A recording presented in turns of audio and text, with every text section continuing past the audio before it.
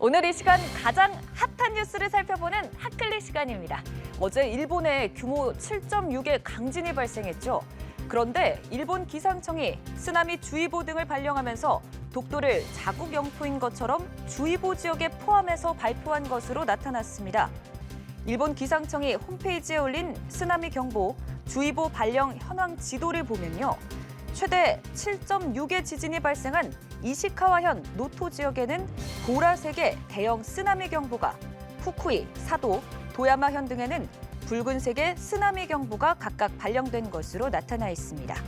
기상청은 홋카이도와 도토리현 등에는 노란색의 쓰나미 주의보를 발령했는데, 여기에 독도가 포함된 겁니다. 일본 정부 산하 기관인 일본 기상청은 그동안 일본 정부 입장을 반영하듯 독도를 자국 영토에 포함해서 각종 기상예보 등을 해왔습니다.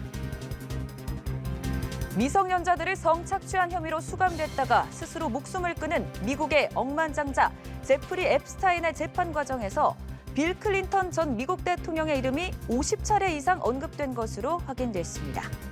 뉴욕포스트는 앱스타인 재판 관련 문건에서 미국 법원이 익명 처리를 위해 사용하는 존도 36으로 불리는 인물이 클린턴 전 대통령이라고 보도했습니다.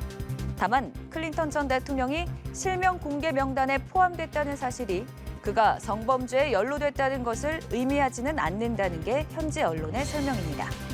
ABC 방송은 재판 당시 앱스타인과 친분이 있는 유명인들을 증인으로 부를지 여부를 논의하는 과정에서 클린턴 전 대통령이 언급됐을 가능성이 크다고 분석했습니다. 클린턴 전 대통령은 지난 2002년 앱스타인의 성착취 피해 여성으로부터 안마 시술을 받는 사진이 공개되기도 했지만 불법 행위를 하지는 않았다는 입장을 고수하고 있습니다. 가수 아이유와 배우 김우빈이 새해부터 따뜻한 기부 소식을 전했습니다. 어제 아이유의 소속사 이담 엔터테인먼트에 따르면 아이유는 한국노인종합복지관협회, 한국아동복지협회, 한국미혼모가족협회, 한국장애인복지시설협회 등에 각 5천만 원씩 총 2억 원을 전달했습니다. 아이유는 공식 SNS에 기부 소식을 전하면서 기쁜 날이 슬픈 날보다는 월등히 많은 한 해가 되시길이라고 적었는데요. 아이유는 수년째 꾸준한 기부를 통해 기부와 나눔 문화에 대한 관심을 대중에 환기시키고 있습니다. 배우 김우빈도 새해를 선행으로 시작했습니다. 최근 취약계층 환자들의 치료비를 지원하기 위해 서울 아산병원에 1억 원을 전달했는데요.